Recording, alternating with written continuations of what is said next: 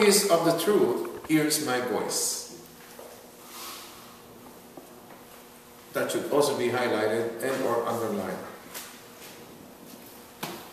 John 18 verse 37 and John 8 verse 31.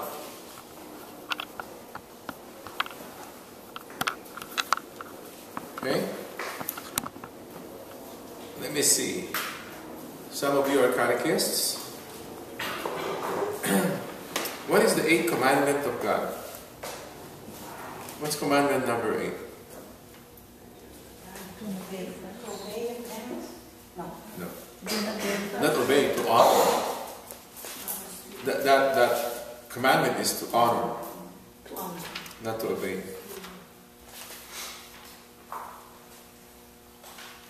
What is the command? What's commandment number 8? Do not bear false. Do not bear false. False witness. Yeah. Do not bear false witness.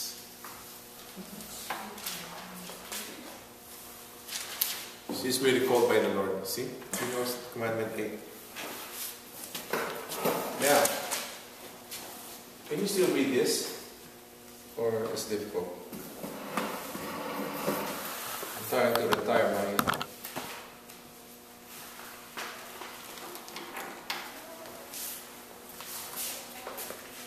John 8:32, and maybe John 8:31, and John 18:37. Jesus came to bear witness to the truth. Did I tell you that to bear witness in the Bible means to die a martyr? That's the meaning, deep meaning of to bear witness. For us, for you and for me, to bear witness is to give testimony, right? Just to testimony, just to testify and probably give some witnessing on account of whatever happened to our lives. But in the Bible, to bear witness to the truth means to die for the truth. That's the deep meaning of what Jesus said to Pilate. Of course, Pilate couldn't understand that. In fact, Pilate was kind of astonished to find out that Jesus was indeed a king. So you're a king, Pilate says. You're a king. And Jesus said, you said that, you say I'm a king.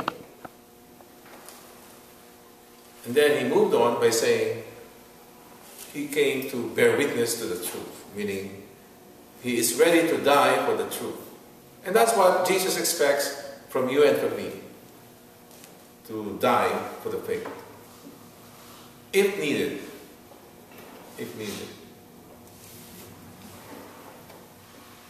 You cannot jump off the cliff or George Washington Bridge and then thinking that you are a martyr. No. Because you are in despair. Because you failed in the exam. Or because you were left by your novio, you jump over. That's not martyrdom. As been mentioned, do not bear false witness. That's commandment number 8. That's one of the 10 commandments. Do not bear false witness. Now I'm giving you 4 ways the truth can be undermined. There are 4 ways the truth can be undermined. Number 1 is false witness. Look at Proverbs 25. Book of Proverbs. The book of Proverbs is very, very rich. Got it? Proverbs 25. Verse 18.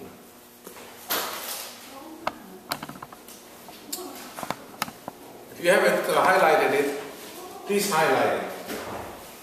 A man who bears false witness against his neighbor is like a war club or a sword or a sharp arrow. Ooh. Isn't that something?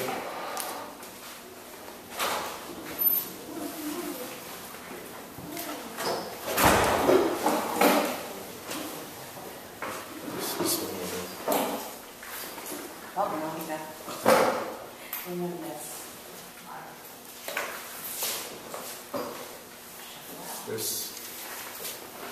read that again.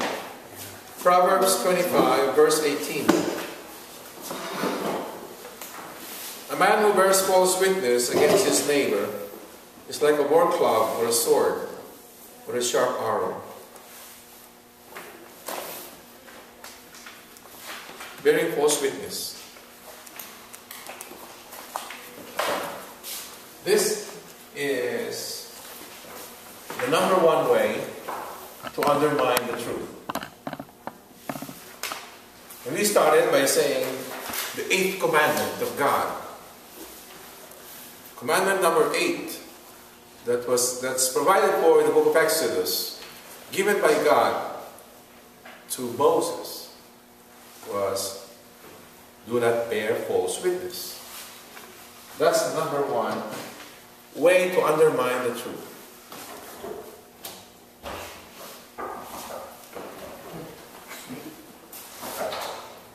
It's happening again.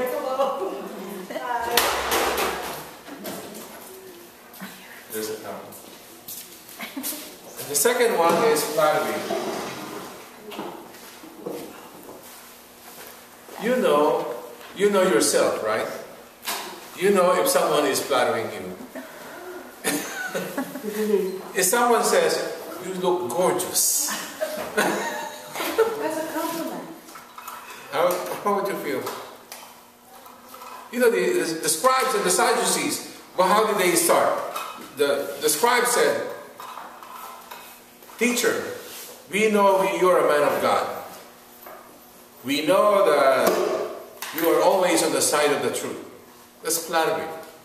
Because Jesus could see their hearts and their minds, their motives. But what about you and I in our daily lives? Do we practice that?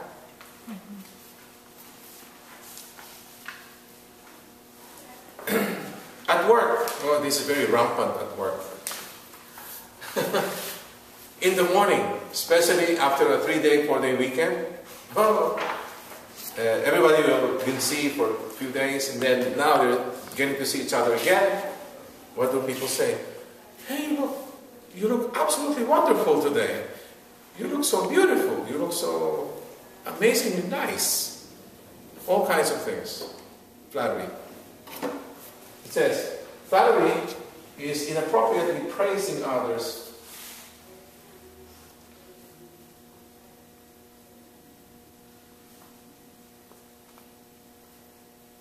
It depends on the culture too. Here in our setting here, you cannot say someone is fat. Because you'll be insulting people when you say that, right? But guess what? In other cultures, no. It's a good thing. It means, oh, that means I'm well off. I'm very contented, like a cow. You know, a contented cow is supposed to be fat, and to them it's a good thing. But here, it's a bad thing to say or even think about. If you see a person fat, just keep it to yourself. Or refusing to correct them when it's proper to do so. What's an example of that?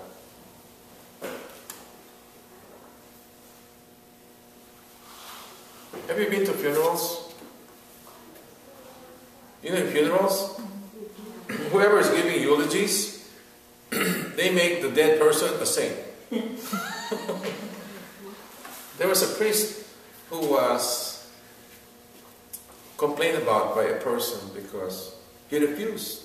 Because the priest, when this person was alive, the priest knew this person and what sort of activities he was involved in. And there was no way, and they prepared some eulogy for him, and he refused to have him said in the eulogy. Because he knew the person better. Probably deep in his mind, this person probably is bound for hell. Of course he couldn't judge.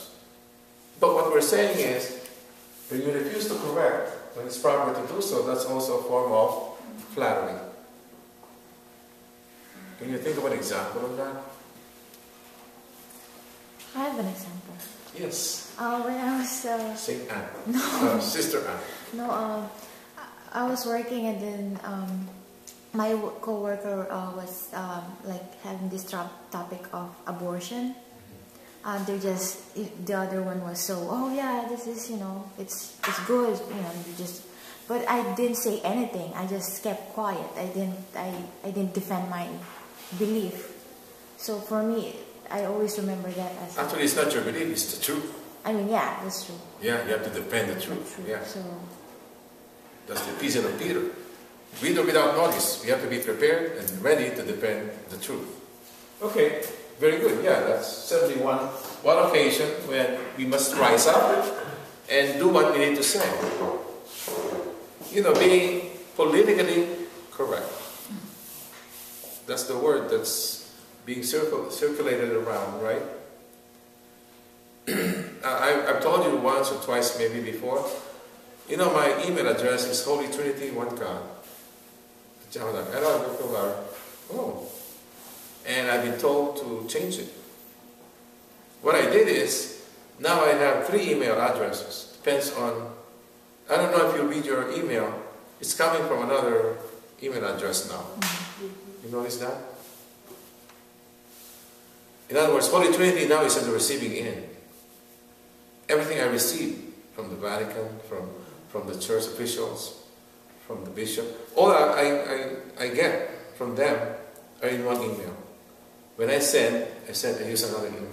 And then for secular, I have still another email. I have just to keep track of my password. I haven't written it down, so I'm fine. Exactly, amen. When you have, you must be on the side of the truth, no matter what. Again, let me remind you what Archbishop Fulton J. Sheen said. What is false, even if everybody believes it. What is wrong, even if everybody is doing it. And what is the truth, even if nobody believes it. There's no such thing as, oh, that's your truth, I have my own truth. That's definitely, that cannot stand. When you say the truth, by the very definition of the term truth means there's only one. Because outside of that, there's no truth. So you can't have your truth and my truth and everybody else's truth. That means there's no more standard. That's the best way to lose morals. Because everybody will be free to do what he or she wants. And that's exactly what's happening now. Now please get your catechism. Paragraph 2482.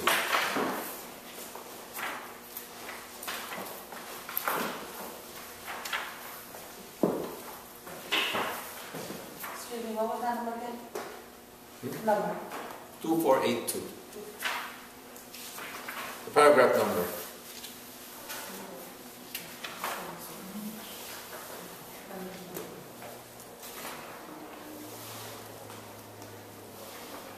Act 22:475.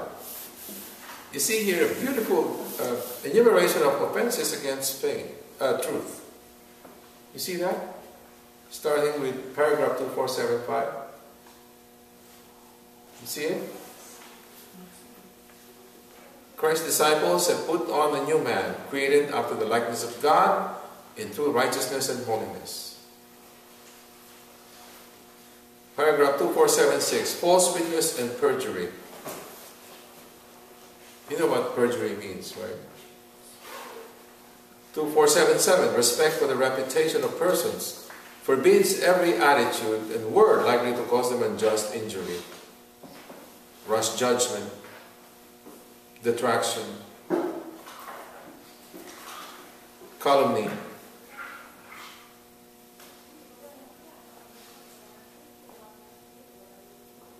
You see this? I didn't make this up. This is the faith of the church. This is the catechism. And these are the relevant paragraphs in the catechism that pertain to bearing false witness.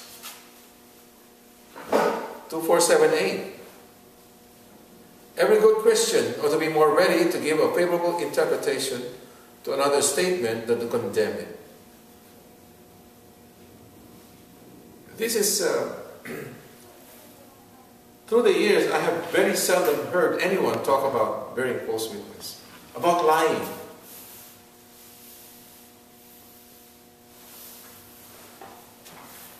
When somebody calls you and invites you,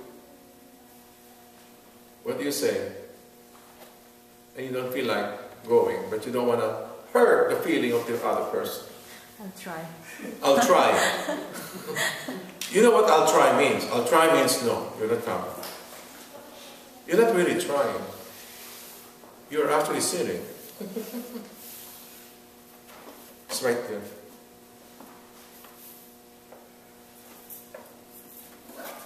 Another thing is what we're so fond of doing.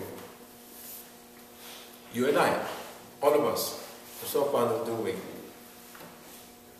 We always make excuses. You see, I have a meeting, or my spouse is sick, or we have all sorts of reasons. I have a visitor. I have a retreat to go to. It's not an excuse. No, it's not. No, what I'm saying is, people all say all kinds of things just to avoid and something. Or, you understand? No, it's not. Definitely not. 2479. Detraction and calumny destroy the reputation and honor of one's neighbor. How do you destroy? Give me an example of calumny.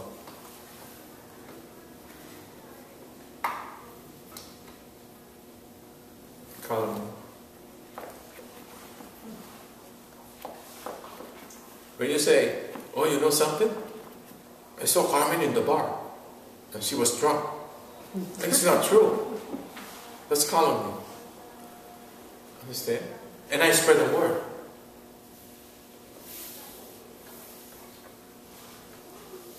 That's inviting trouble. Now, if you said something bad about somebody, and then you meet this person, can you look at this person in the eye? Probably not. Right? Unless your heart has been hardened, and so you're so used to it, and that's your way of life. Then you can act like as if nothing happened. As if you didn't do anything evil. There are people like that. Detraction.